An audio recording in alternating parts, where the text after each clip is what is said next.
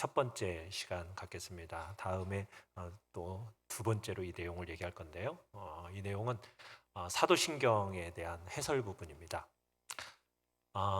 사막의 오아시스 아시죠? 사막의 오아시스는 어떻게 보면 곧 생명수입니다. 생명수. 그리스도께는 우리에게 바로 단 하나밖에 없는 샘이 되시죠. 바로 사막의 오아시스와 같은 존재. 그게 바로 예수 그리스도신 겁니다. 자, 그러면 그 예수 그리스도께서 어떻게 그러한 샘이 되실 수 있었을까? 그 샘에서 우리는 어떤 물을 마시고 어떤 혜택을 누리는가? 이 부분에 대해서 우리가 함께 나누고자 합니다. 제1절 같이 한번 읽어보겠습니다. 제1절입니다. 시작. 하나님의 사랑은 그리스도를 통하여 우리를 구속하십니다. 하나님의 사랑은 우리 그리스도를 통해서 우리를 구속하십니다. 그러니까 우리는 죽음의 사막에 버려졌던 불쌍한 인생입니다. 우리는 죄로 인해서 버려졌던 죽음의 사막에, 이 죽음의 사막이라는 곳에는 어떻게 보면 하나님의 저주와 진노가 충만한 곳이었어요. 불뱀과 전갈 이런 것이 사방에 깔려 있고 또 뜨거운 모래와 저주의 바람 그리고 타는 목마름이 가득한 그런 곳이 바로 죽음의 사막. 온갖 불의와 방탕, 교만과 시기, 온갖 많은 죄악들로 가득 찬 그런 곳이 바로 죽음의 사막인데 그곳에 바로 우리 인생들이 버려진 겁니다. 거기에서는 구원받을 소망이라는 것은 전혀 없었어요. 오직 사탄과 죄의 종로로 타다가 영원히 멸망받을 비참한 운명만이 기다리고 있는 그런 운명이 바로 우리의 모습이었던 거죠. 자, 그런 비참한 처지에 있는 우리 앞에 자, 하나님께서 어떤 일을 벌이셨느냐? 바로 생명샘물을 터뜨려 주신 것입니다. 그 샘물을 마시는 자마다 사망의 독에서 해방이 되어집니다. 모든 죄의 질병에서 치료가 되어집니다. 하나님의 진노에 대한 그 두려움과 영원한 그 죽음의 공포에서 벗어나게 되는 것입니다. 하나님의 원수에서 하나님의 자녀로 거듭나게 되는 거죠. 바로 그 신비한 샘, 그 신비한 샘.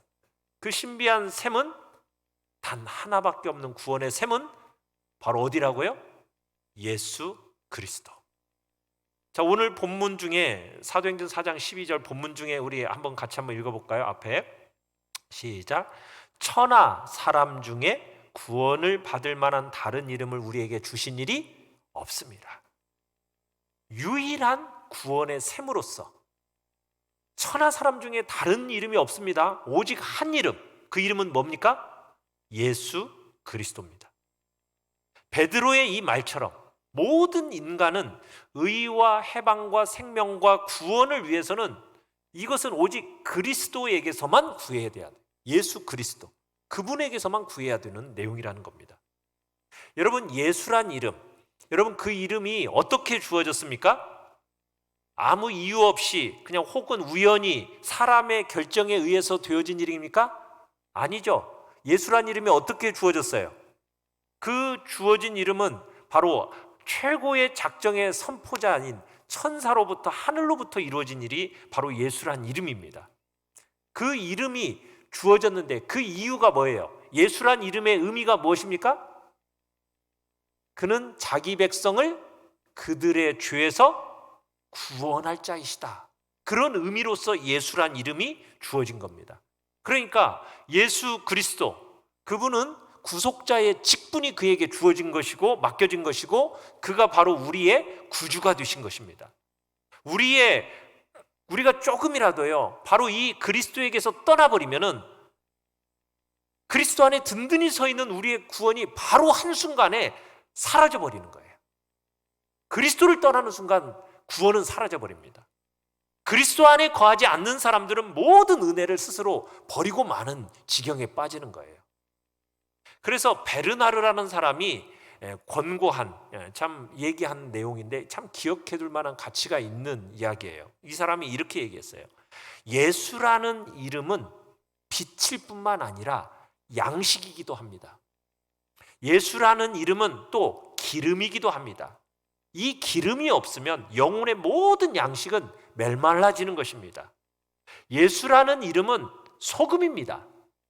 그 맛이 없으면 우리 앞에 있는 모든 것들이 무미건조해지듯이 마치 예수의 이름은 우리의 입에는 꿀이요, 예수의 이름은 우리의 귀에는 아름다운 곡조요, 예수의 이름은 우리의 마음의 즐거움이요, 예수의 이름은 동시에 좋은 약입니다. 예수라는 이름을 말하지 않는 모든 가르침들은 향기가 없습니다. 그러니까 여러분, 예수라는 이름이 빠진 그것은 우리 신앙에 있어서 아무것도 아닌 거예요. 그래서 예수가 우리의 구원을 이루는 토대라는 사실을 우리가 진지하게 살펴봐야 돼요. 예수가 과연 우리의 구원을 이루는 분이시라는 것을 확신하기 위해서는 여러분, 이것에 대해서 정확하고 분명하게 알아야 되는 거죠. 우리의 믿음을 견고한 토대로 세우기 위해서라도 이 부분에 대해서 여러분 정말 정확하게 깊이 있게 알아가는 것이 너무나도 중요한 겁니다.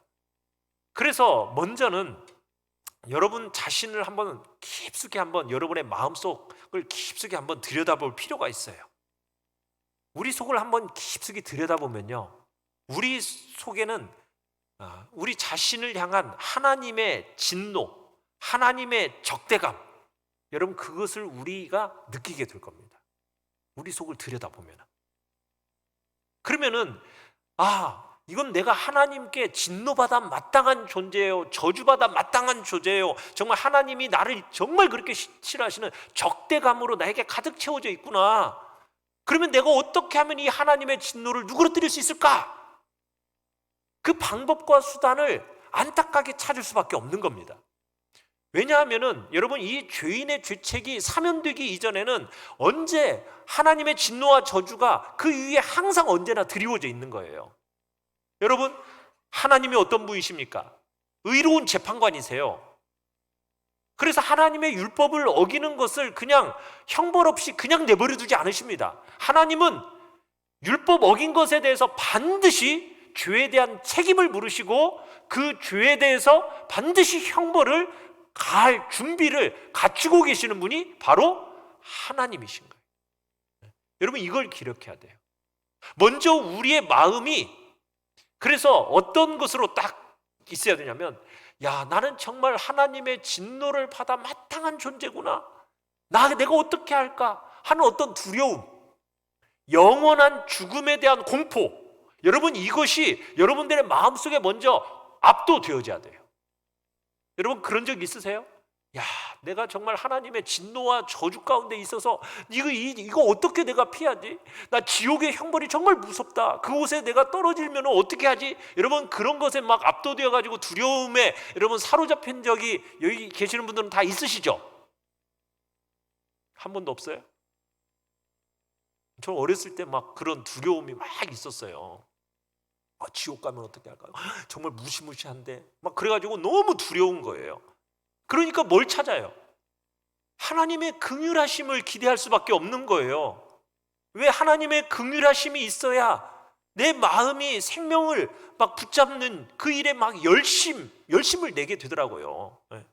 생명을 받으면서도요, 여러분 이런 것을 경험해 보지 못한 사람은요, 생명을 받았으면서도 감사하는 마음이 적어요. 부족해요.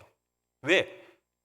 내가 받은 구원에 대한 가치를 그렇게 크게 감격스럽게 느끼지를 못하는 거예요. 그래서 우리의 마음속에는 먼저 여러분 내가 정말 하나님의 진노에 대한 두려움과 내가 영원한 그 지옥의 형벌에 떠질 죽음에 대한 공포감이 먼저 내 마음에 압도되어지는 그런 일들이 여러분의 마음속에 먼저 있어야 되는 거예요. 그래야 내가 받은 구원이 얼마나 감격스럽고 가치 있는 일인지를 깨닫게 되기 때문입니다. 여러분 성경에서는요, 그리스도를 떠나면 하나님과 우리는 무슨 사이예요?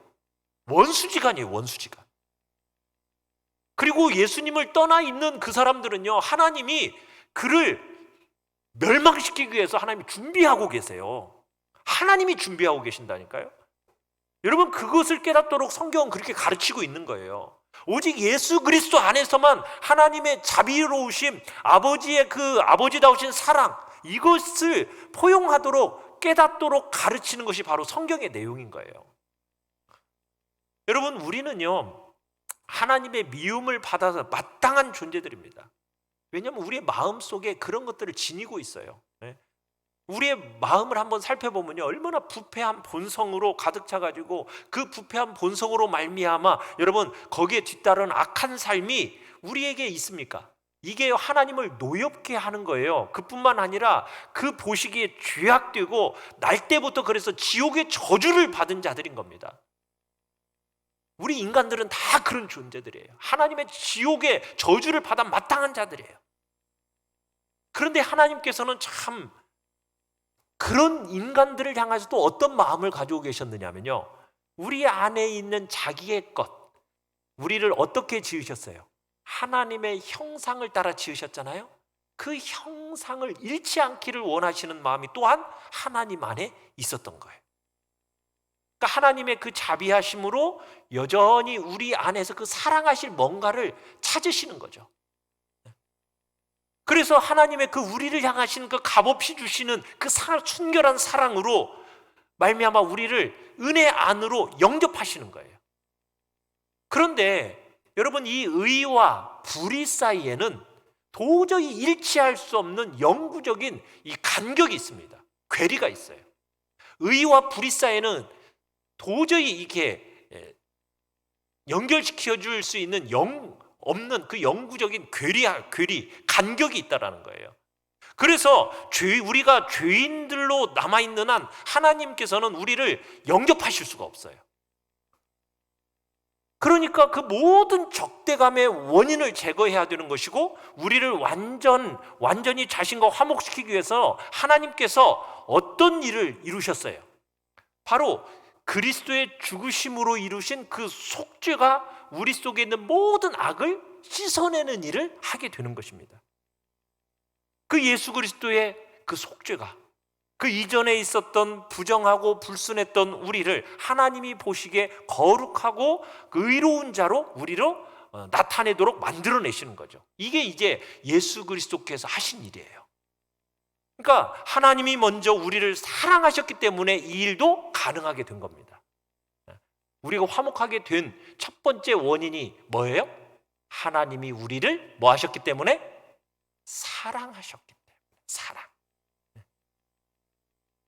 예수 그리스도께서 그의 죽으심으로 우리를 구원하시기까지, 여러분, 하나님의 진노를 받다 마땅한 불의가 그 속에 그대로 남아 있었어요.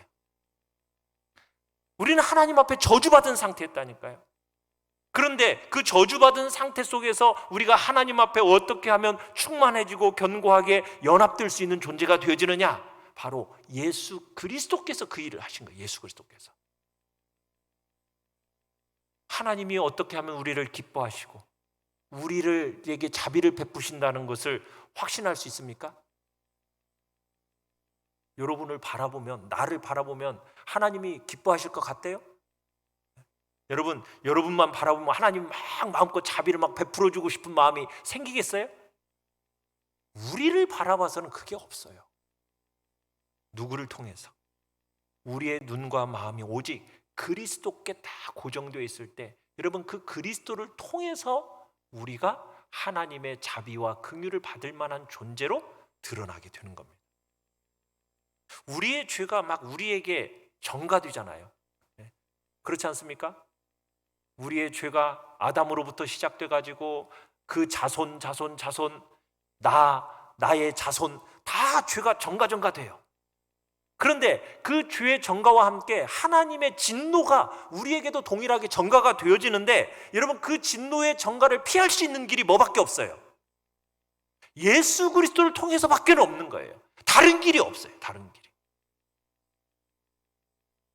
바울은 에베소서 1장 4절 5절에서 그런 얘기를 해요. 하나님께서 창세전에 우리를 받아주신 그 사랑이 그리스도 안에 근거를 두었다, 이런 얘기를 해요. 그러니까 하나님께서 그의 독생자를 주셔서 죽게 하신 데에서 우리를 향한 그의 사랑을 선포하셨습니다. 하나님의 그 사랑이라는 것은 정말 헤아릴 수가 없어요. 정말 변함이 없습니다. 그런데 세상이 창조되기 이전부터 하나님이 우리를 사랑하셨습니다. 우리가 아직 아무것도 아닌 존재의 가운데 있던 그 모습 속에서도 그 전에 하나님은 자신의 아들 독생자와 함께 자신의 아들이 되도록 하나님께서 하신 거예요. 우리는 죄 때문에 하나님과 원수가 되었었는데 그런데도 불구하고 언제나 우리를 사랑하셨어요. 여러분, 그 사랑이 어떻게 해서 화목하게 됐는지 우리가 로마서 5장 8절 잘 아는 말씀인데 잘 알고 계시죠? 우리 같이 한번 읽어볼까요? 로마서 5장 8절 시작. 우리가 아직 죄인 되었을 때에 그리스도께서 우리를 위하여 죽으심으로 하나님께서 우리에 대한 자기의 사랑을 확증하셨느니라. 우리가 하나님을 향한 적대감을 품고 악을 행할 그때에도 하나님은 우리를 뭐 하셨다? 사랑하셨다. 그 사랑이 우리를 구원의 길로 만들어내신 거예요. 여러분, 그러면 어떻게 그 구원이 이루어지게 되었는가? 그 부분에 대해서 우리가 같이 한번 알아볼 겁니다. 제2절 같이 한번 읽어보죠. 시작. 제2절 사도신경 해설. 그리스도의 순종, 죽으심, 묻히심. 이제 우리가 사도신경을 이렇게 쭉 한번 살펴볼 건데요. 자, 1번 같이 한번 읽어보죠. 1번 시작. 그리스도께서 죽기까지 순종하심으로 우리를 구속하셨습니다. 자, 예수 그리스도께서 과연 어떻게 해서 우리의 죄를 제거하셨을까요? 우리의 죄를 어떻게 제거하셨어요? 하나님과 우리 사이에 분리된 상태를 어떻게 예수님이 없애셨죠? 어떻게 우리가 의를 얻어서 하나님으로 하여금 우리를 향하여 자비와 친절을 베풀도록 우리 주님이 만들어내셨습니까? 무엇이 그렇게 만들어냈을까요? 아까 읽었는데 한 단어로 뭐라고요? 순종입니다. 순종. 복종이에요. 복종. 누구의 복종? 그리스도의 복종이 우리를 구속하시는 셈이 되신 거예요. 여러분, 예수 그리스도의 전 생애를 살펴보면 그의 삶은 어떤 삶이냐? 순종의 삶이셨습니다. 복종의 삶이셨어요. 로마서 5장 19절을 같이 한번 읽어보겠습니다. 시작. 한 사람이 순종하지 아니함으로 많은 사람이 죄인 된 것 같이 한 사람이 순종하심으로 많은 사람이 의인이 되리라. 그러니까 순종으로, 그리스도의 순종으로 구원의 길이 놓여지게 된 겁니다. 순종으로. 자, 그 구원의 길을 좀 더 정확하게 규명하기 위해서 성경은 특별히 예수 그리스도의 그 죽으심에 대해서 이야기를 해요. 죽으심으로 말미암아 이루어졌다라고 얘기해요. 그래서 예수 그리스도께서 이 땅에 오신 목적이 뭐라고 얘기하죠? 자기가 이 땅에 오신 목적. 마태복음 20장 28절 같이 한번 읽어보겠습니다. 시작. 인자가 온 것은 자기 목숨을 많은 사람의 대속물로 주려 함이니라. 그러니까 예수님이 이 땅에 오신 목적은 뭐하러 오셨다고요? 자기 목숨을 많은 사람의 대속물로 주기 위해서 이 땅에 오셨다라는 거예요. 그래서 예수님의 인생을 정말 탄생에서부터 시작해서 여러분 그의 죽으심과 부활에 이르기까지를 딱 보러보면 이 걸어가신 구원의 길은 뭐냐? 처음부터 마지막까지 순종으로 일관되어 있습니다. 그 순종이 우리를 향한 구원의 길을 만들어낸 거예요. 빌립보서 2장 7절 8절도 같이 한번 읽어볼까요? 시작. 자기를 비워 종의 형체를 가지사 사람들과 같이 되셨고 사람의 모양으로 나타나사 자기를 낮추시고 죽기까지 복종하셨으니 곧 십자가에 죽으심이라. 무엇으로 구원의 역사가 일어나는 거예요? 십자가의 죽으심에 이르기까지 순종하신 그 복종이 우리의 구원의 길을 만들어내신 것입니다. 그런데 그 순종이라는 것, 복종이라는 것이 어쩔 수 없는 순종이었을까요? 기꺼이 하는 기꺼운 순종이었을까요? 그죠? 기꺼운 순종이어야 돼요. 이게 매우 중요합니다. 왜냐하면 자발적으로 드려지지 않은 희생물은요, 의의를 이룰 수가 없어요. 그래서 주님은 자신이 어떻게 하셨다고 얘기하냐? 요한복음 10장 15절에 이런 말씀을 하세요. 시작. 양을 위하여 목숨을 버리노라. 그러니까 예수님은 자신의 목숨을 버리신다고 얘기하는 거예요. 자, 그러면서 또 요한복음 10장 18절에 이렇게 덧붙이십니다. 시작. 이를 내게서 빼앗는 자가 있는 것이 아니라 내가 스스로 버리노라. 스스로. 그러니까 우리 주님은 자원에서, 예수님은 자원에서 자기의 생명을 버리신 거예요. 우리의 구원을 위해서. 여러분, 근데 자기의 생명을 버리는 일에 있어서 우리 주님이 갈등이 있었을까요? 없었을까요? 갈등이 있었을까요? 없었을까요? 갈등이 없었어요? 갈등이 있었죠. 여러분, 생명 버리는 거 쉬워요? 아니에요. 우리 주님도요, 연약함을, 우리가 똑같은 연약함을 지니고 계셨기 때문에 우리 예수님도 갈등하셨어요. 그러니까 아버지께 보여주시는 그 순종에 있어서 시험을 받으신 거예요. 여러분, 그냥 갈등이 없는 순종은 그건 뭐예요? 그건 기계적인 거잖아요. 근데 예수님은 인격적인 존재이시기 때문에 갈등하셨어요. 우리가 겟세마네 기도 아시잖아요. 그 무서운 공포와 우리 주님은 싸우셔야만 했어요. 그 잔인한 괴로움과 그 또 자기 자신에 대한 생각, 여러분, 이 자기에 대한 막 생각이 똑같이 예수님께도 있으셨다고요. 그 모든 것을 떨쳐버리신 거예요. 그리고는 자신을 주신 겁니다. 스스로 목숨을 내어 주신 거예요. 여러분, 예수 그리스도의 이 감정을 무시해서는 안 돼요. 예수님도 감정을 가지고 계셨고 두려움과 공포를 느끼셨다고요. 근데 전적으로 아버지의 뜻에 자신을 굴복시키기 위해서 복종하신 거라고요.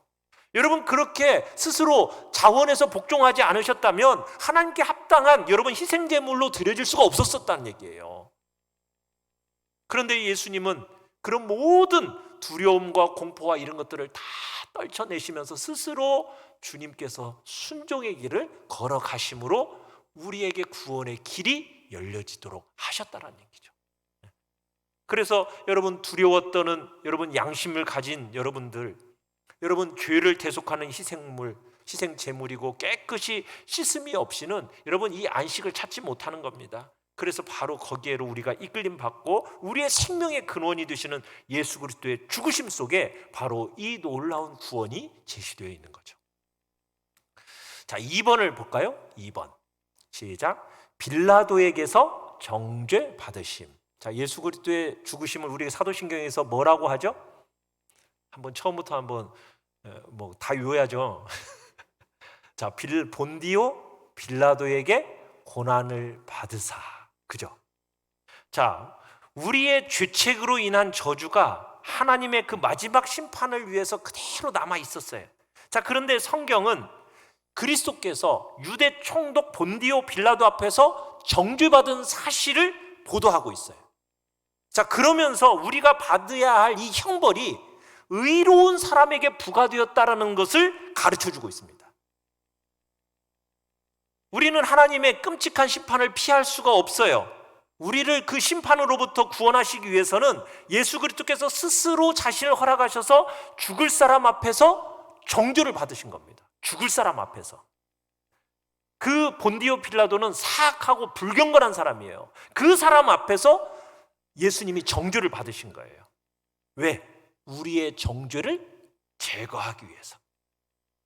그래서 예수님은 그냥 막 죽을 수가 없었어요. 그렇게 죽어서도 안 돼요. 그냥 막 죽어서도 안 돼요. 우리의 구속을 보상하기 위해서, 우리의 죗값을 정말 지불하는 그 구속의 보상을 위해서라도 그 죽으심의 형태를 택해야만 했던 겁니다. 어떤 식으로? 우리의 정죄를 자기 자신에게로 옮겨야 돼요. 그죠? 우리의 정죄를 누구에게로? 예수 그리스도께로 옮겨야 돼요. 또 우리의 죄책을 예수 그리스도가 지우어져야 돼. 지우심을 받아야 돼요. 그래서 우리를 자유케 하는 그런 죽으심이 돼야만 했던 거예요. 그러기 위해서 죽으심의 형태도 택하셨어요. 만약 예수님이 도둑에게 살해당하셨다. 예수님이 폭도들에 의해서 여러분 집단 상해를 당하셔서 돌아가셨다.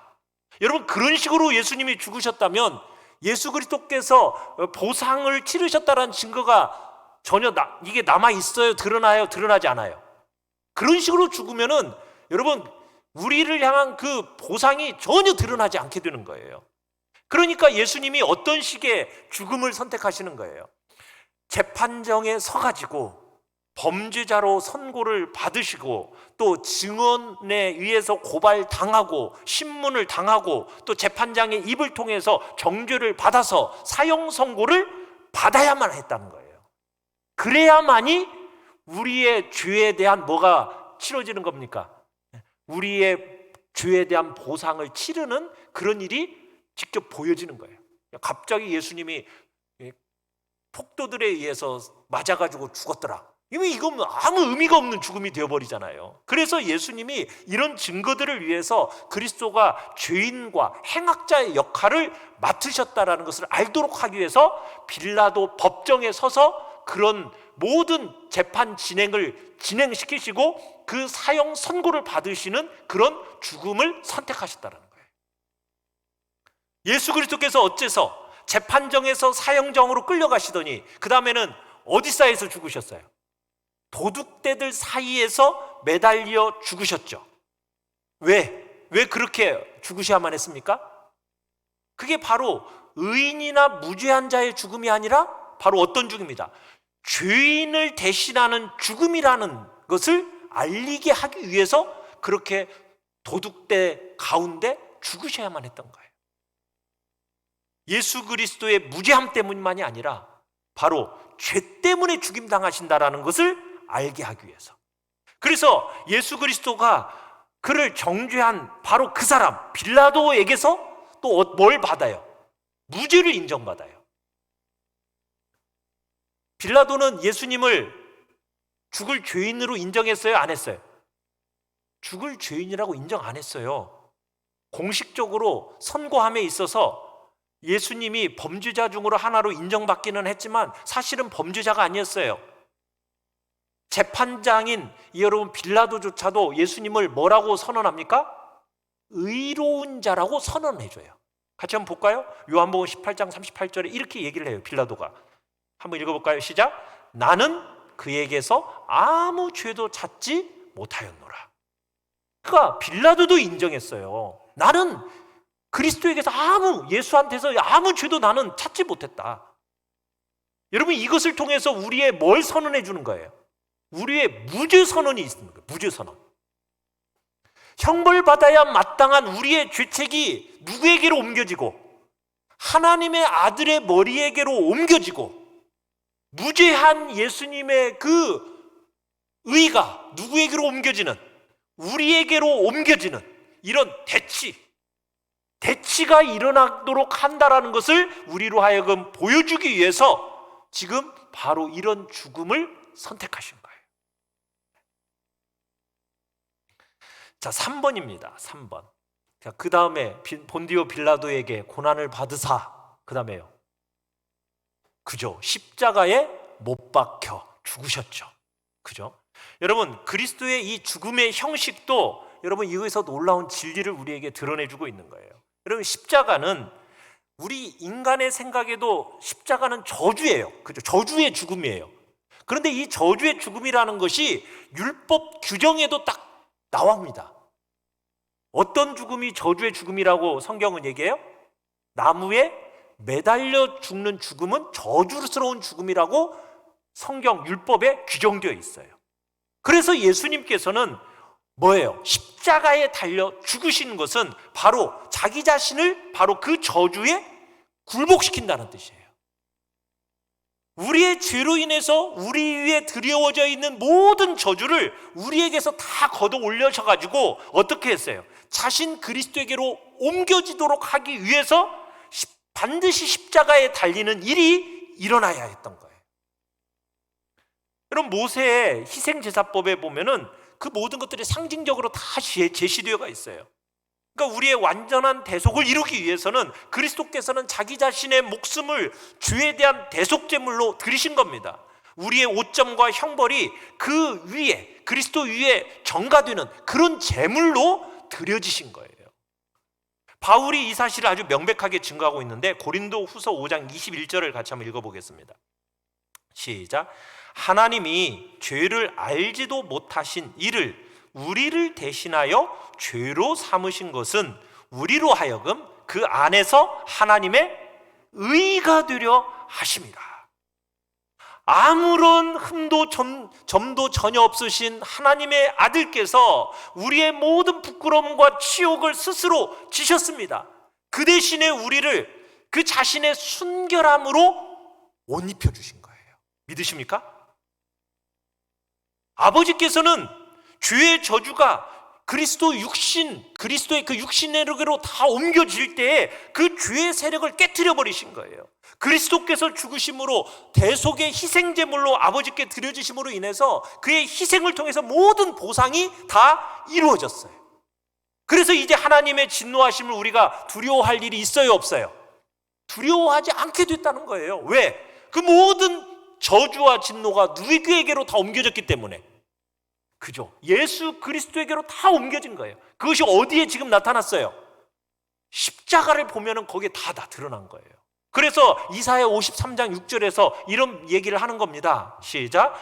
여호와께서는 우리 모두의 죄악을 그에게 담당시키셨도다. 우리의 죄악의 더러움을 씻으실 그리스도께서 전가를 통해서 그 더러움을 스스로 덮어 쓰신 겁니다. 뒤집어 쓰신 거예요. 모든 죄와 저주를 다 뒤집어 쓰신 거예요. 그리고 그 저주와 하나님의 진노를 십자가에서 다 담당하셨다라는 것을 상징적으로 그 십자가 사건이 보여주는 겁니다. 그래서 갈라디아서 3장 13절로 14절을 같이 한번 읽어보겠습니다. 시작. 그리스도께서 우리를 위하여 저주를 받은 바 되사 율법의 저주에서 우리를 속량하셨으니 기록된 바 나무에 달린 자마다 저주 아래 있는 자라 하였음이라. 이는 그리스도 예수 안에서 아브라함의 복이 이방인에게 미치게 하고 또 우리로 하여금 믿음으로 말미암아 성령의 약속을 받게 하려 함이라. 여러분, 십자가는 바로 저주의 상징입니다. 저주의 상징인 여러분, 그 십자가를 볼 때에 우리를 짓눌렀던 그 죄의 짐이 이제는 예수 그리스도께로 지워졌다라는 그 사실을 더욱 분명하게 깨닫게 되는 거예요. 여러분, 그리스도께서 저주를 친히 지시고 이제는 그 모든 이제 힘을 다 깨트리시고 부수시고 다 흩어버리신 겁니다. 여러분, 이 사실을 믿으십니까? 여러분, 이 믿음이 그리스도의 정죄 속에서 우리의 무죄 사면을 깨닫게 하는 거고요. 그의 저주 속에서 우리가 축복을 받았음을 깨닫게 되는 것이에요. 여러분, 십자가를 바라볼 때마다 그것을 보셔야 돼요. 야, 하나님의 진노와 저주가 이제는 다 어떻게 됐어요? 거기서 예수님이 다 담당하셨기 때문에 그 진노와 저주는 나에게 있어요, 없어요? 없어요. 없어요. 우리는 무죄 사면 받았어요. 이제는 저주는 없어요. 우리에게는 뭐만 있어요? 축복만 있어요. 믿으십니까? 바울은 수치로 가득 채진 이 십자가가 여러분 개선하는 병거로 변해버린 거예요. 그것처럼 그리스도께서 십자가에서 친히 이루신 그 승리를 아주 위험 있게 선포하고 있습니다. 골로새서 2장 14절 15절도 같이 한번 읽어보겠습니다. 시작. 우리를 거스르고 불리하게 하는 법조문으로 쓴 증서를 지우시고 제하여 버리사 십자가에 못 박으시고 통치자들과 권세들을 무력화하여 드러내어 구경거리로 삼으시고 십자가로 그들을 이기셨느니라. 법조문으로 쓴 증서를 지우시고 제하여 버리시고 그 모든 사단의 권세를 무력화시켜 버리시더니 드디어 그들 구경거리로 삼아버리시고 어떻게 하셨다? 십자가로 승리하셨다. 이게 지금 골로새서에서 우리에게 하는 내용이에요. 그리스도께서 영원하신 성령으로 말미암아 흠없는 자기를 들이심으로 이제는 십자가의 성격이 완전히 바뀌게 됐어요. 저주가 이제는 뭘로 바뀌었습니까? 승리의 상징으로 바뀌게 돼요. 승리의 상징으로.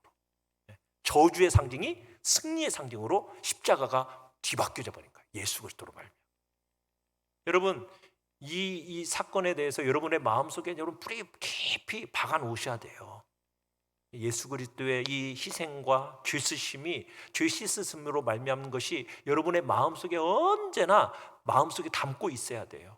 여러분, 예수 그리스도께서 희생제물이 되지 않으셨다면 그가 우리의 구속자요 속량물이요 진노를 가라앉히는 제물이시라는 것을 확신하고 믿을 수 없었을 것입니다.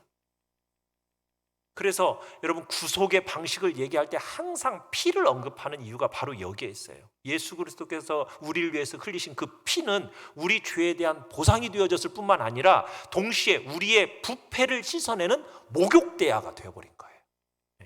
그 피의 의미를 여러분들의 마음속에 새기셔야죠. 자, 그 다음에 십자가에 달려, 그 다음에요 4번 죽으시고, 그 다음에 장사 지낸 바 되셨다가, 그죠? 죽으셨어요. 장사 지낸 바 되셨어요. 여러분, 죽음이라는 것은요, 참 우리를 그 멍에 아래 사로잡히도록 만드는 게 죽음이라는 거예요. 그런데 그리스도께서 우리를 대신해서 자기 자신을 그 죽음의 권세에 내어주심으로 말미암아 우리를 그 죽음의 자리에서 어떻게 하셨다고요? 구원해내신 거예요. 히브리서 2장 9절 한번 읽어볼까요? 시작. 모든 사람을 위하여 죽음을 맛보려 하셨다. 그러니까 예수 그리스도께서 우리 모든 사람들을 위해서 죽음을 맛보신 거예요. 그리스도가 친히 죽으심으로써 이제는 우리가 죽어요, 안 죽어요? 죽어요, 안 죽어요? 죽어요? 죽지 않을 보장이 되신 거예요. 여러분, 우리는 죽습니까, 안 죽습니까? 여기 죽음에 대한 얘기를 하면은 여러분 꼭 이렇게 육신적인 죽음만 생각하지 마시고 영적인 죽음과 함께 영원한 생명에 대한 생각을 하시는 거예요. 더 이상 우리에게는 죽음이 존재하지 않습니다. 나는 부활이요 생명이니 나를 믿는 자는 죽어도 살겠고 무릇 살아서 나를 믿는 자는 영원히 죽지 않습니다. 우린 영원히 죽지 않는 생명을 소유한 자들이에요. 그리스도 자신의 죽음을 통해서 우리를 생명에 이르고 구속하신 겁니다. 그런데 그리스도는 여러분 스스로 죽음에 삼킨 바 되도록 자신을 내어주신 것이지 어쩔 수 없이 여러분 죽음의 깊은 바다에 삼켜진 것일까요? 아니에요. 예수님은요 우리를 삼키게 될 그 죽음을 그냥 예수님이 삼켜버렸어요. 그냥. 아세요? 죽음이 마치 예수님을 삼킨 것처럼 보여지는데 아니에요. 예수님이 죽음을 삼켜버렸어요. 생명이 죽음을 삼켜버렸어요. 그래서 뭐가 일어나는 거예요? 부활이 일어나는 거예요. 부활이. 예수 그리스도는 친히 죽음에 굴복하셨지만 그 권세에 압도당하기 위함이 아니라 우리를 위협하고 우리의 무너진 상태를 기뻐하며 날뛰는 그 죽음의 권사를 친히 굴복시키기 위해서 죽음의 자리에 내려가신 겁니다. 그래서 그리스도의 이 죽음의 목적을 이렇게 설명을 하고 있어요. 히브리서 2장 14절로 15절을 같이 한번 읽어보겠습니다. 시작. 죽음을 통하여 죽음의 세력을 잡은 자 곧 마귀를 멸하시며 또 죽기를 무서워함으로 한평생 매여 종로로 타는 모든 자들을 놓아주려 하심이라. 그러니까 예수 그리스도께서 왜 죽으셨어요? 이 죽음을 통해서 뭐 하시려고? 죽음의 세력을 잡은 자 마귀를 뭐 하려고? 멸하시려고. 또 죽음 때문에 막 무서워가지고 한평생 막 매여 그 죽음의 종로로 타는 우리들을 어떻게 하시려고? 놓아주시려고. 그러려고 예수님이 죽으신 거예요. 이게 예수님이 우리에게 죽음이 가져다주는 첫 번째 열매인 겁니다. 그리고 이 예수 그리스도의 죽으심이 우리에게 가져다주는 두 번째 효과가 있어요. 이 죽으심, 예수님이 죽으심에 참여하심으로 말미암아 그 죽으심이요, 예수 그리스도의 그 죽으심이 우리의 이 땅의 지체들을 죽이는 일을 하는 거예요. 우리의 이 지체들이 있죠. 이 땅의 지체들, 이것들을 죽이는 역할과 함께 그것들이 그 기능을 행하지 못하도록 예수님이 죽으신 거예요. 그러니까 예수님의 그 죽으심이 우리 속에 있는 옛사람을 죽이는 거예요. 갈라디아서 2장 20절에 이렇게 표현하죠. 내가 그리스도와 함께 십자가에 못 박혔나니. 그러니까 우리는 나의 옛사람을 어떻게 했다고요? 십자가에 못 박아서 함께 죽은 거예요. 그래서 그 옛사람으로 하여금 더 이상 번성하면서 열매를 맺지 못하도록 하게 하기 위해서 예수님이 어떻게 하셨다? 죽으신 거예요. 십자가에 달려 죽으신 거예요. 그 다음에 죽은 다음에 어떻게 됐어요? 장사 지낸 바 되셨죠. 여러분, 예수님의 그 장사 지낸 바 되심의 효과가 동일하게 우리에게도 나타나요. 우리 자신이 예수 그리스도의 장사 되심에 함께 참여하게 됨으로써 우리도 그리스도와 함께 이제 죄에 대해서 장사 지낸 바 되어져 버립니다. 로마서 6장 5절에서 이런 표현을 씁니다. 시작. 우리가 그의 죽으심과 같은 모양으로 연합한 자가 되었고, 그러니까 예수 그리스도와 우리는 이제 연합한 자가 됐어요. 죽으심도 같은 연합한 자예요. 그러니까 어떤 일이 일어나냐? 갈라디아서 6장 14절 시작. 그리스도로 말미암아 세상이 나를 대하여 십자가에 못 박히고 내가 또한 세상을 대하여 그러하니라.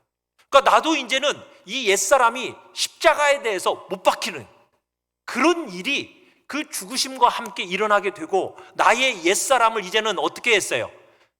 십자가에 못 박아 죽고 그 다음에 어떻게 했어요? 장사 지내버린 거예요.